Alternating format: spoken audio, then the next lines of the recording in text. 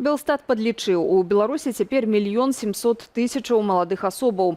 Гэта амаль на 200 000 менш, як было ў 2020 годзе.